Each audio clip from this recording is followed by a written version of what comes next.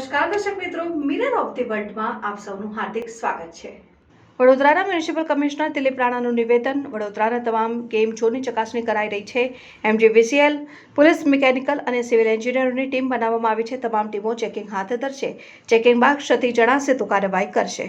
9 મેના રોજ fun બ્લાસ્ટનું checking કર્યું હતું।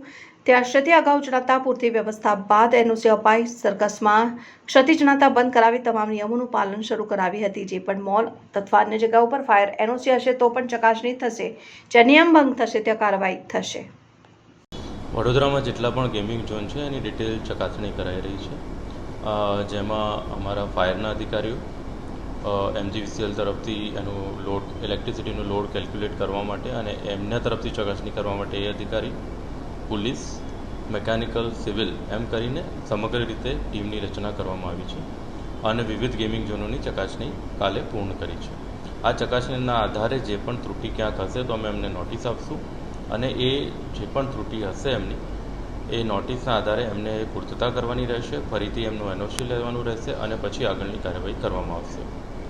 આ ઉપરાંત હમણાં 9 મે અને 9 મેના રોજ ફન બ્લાસ્ટમાં અમે ઇન્સ્પેક્શન કરેલું અને એમાં ત્રુટિઓ જણાઈ આવતા એમને અમે 9 મે બંધ કરાવ્યું અને જોડે જોડે સર્કસ પણ થોડા દિવસ પહેલાં 3 દિવસ પહેલાં બંધ કરાયેલું છે। આ ઉપરાંત આતાબી વંડરલેન્ડ પણ ચાલે છે, એ પણ લગભગ 3-4 મહિનાથી એ પણ બંધ છે।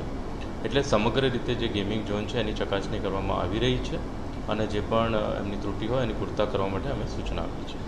જે મેં કીધું છે આપ કહો છો સીલ કરવાની બાબત, તો ફન બ્લાસ્ટ જે ચાલુ થવાનું હતું એમણે 1-2 દિવસ ચાલુ કર્યું હતું પણ એમાં ત્રુટિ જણાતા અમે ઇમિડિયેટલી 9 મેના રોજ જ બંધ કરાવી દીધેલું। એ જ રીતે સર્કસ પણ ચાલતું હતું, એ પણ બંધ કરાવી દીધું છે। એ પણ આ ઘટના બની એની પહેલાં બંધ કરાવેલું છે। આ ઘટના પછી જે પ્રિકોશનરી ભાગરૂપે જેટલા પણ ગેમિંગ ઝોન છે એની ચકાસણી ચાલુ છે અને બધી રીતે મેં પહેલાં પણ કીધું પ્રમાણે બધી જ રીતે electricity, load, civil, mechanical, fire બધા પોઈન્ટ ઓફ વ્યૂથી એની ચકાસણી ચાલુ છે અને કોઈ પણ ક્ષતિ હશે તો એમને નોટિસ આપી એ પૂર્તતા કરવામાં આવશે અને ત્યાં સુધી એ સદંતર બંધ રહેશે।